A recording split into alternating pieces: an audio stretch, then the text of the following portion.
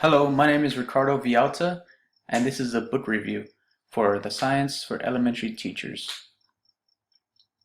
The themes that I chose for this assignment was how bad is America's education and why hip-hop is good for our society. I'll start off by explaining how bad is our education here in America. According to the article that I chose by Norm Fruchter, he discusses the mistake and perception and deterioration that has been percepted of urban public education. Now, I found it very interesting that someone would call out what the conservatives have been doing to spread out that this content of urban education on a full-scale attack by calling it a monopoly and focusing only on the struggle for the survival of American public education. He goes in by stating that many of the public education districts, including New York especially, have been failing and been what looks like a rebuilding that is constantly going on. And he ironically prepares the reader for some surprising news. With facts that he backed up later, he points out by saying that high school graduation rates have increased dramatically from the 1950s and our economy has risen substantially, while students of color statistically do worse than whites. He also points out that A Nation at Risk, which was created in the Reagan administration, had claimed that the American education was, quote, drowning in a sea of mediocrity, and if a foreign invader had penetrated America's defenses, it could not do as much damage to our national well-being as our public school systems were already wreaking, as said by Terrell Bell, Reagan's first Secretary of Education. Furthermore, he backs up his point of view by persuasively stating that America's education is not decreasing in any way. It is just that the world economies in foreign countries are doing much better at progressing at a much faster rate than America. The author's suggestions for fixing this seemingly corrupted state of mind that politics and education relationship play in America is to encourage the redistribution of experienced teachers to low-performing schools and increasing teachers' salary by increasing the annual school budget for the nation, and also providing a master teacher or master teachers at schools, relocating teachers if needed at implementing salary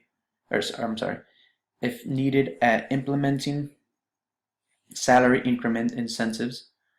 And I think this ties in very closely with the book because it has been marginalized voices and people from urban societies that unlock their academic potential by stating their struggles through lyrics.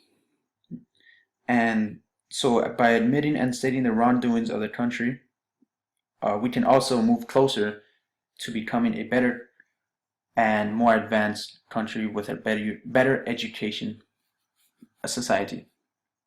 Now, for the next one, my next theme is why hip-hop is good. Well, hip-hop originally started out as a way to raise awareness of discriminated minorities and violence against those who have been shown and put down by society, and exclusively the African American and Latino community. Throughout the late 20th century, hip-hop has rapidly evolved and split into various forms of music.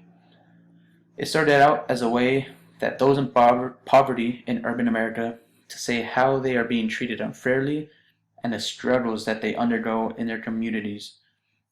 Throughout the 80s, violence had increased, with many injustices happening at the time, and rap became a turn towards a more violent and a much newer generation that no longer had struggles, at least as many struggles as those in the past, and solely focused on negative aspects, including what we know now with today's music.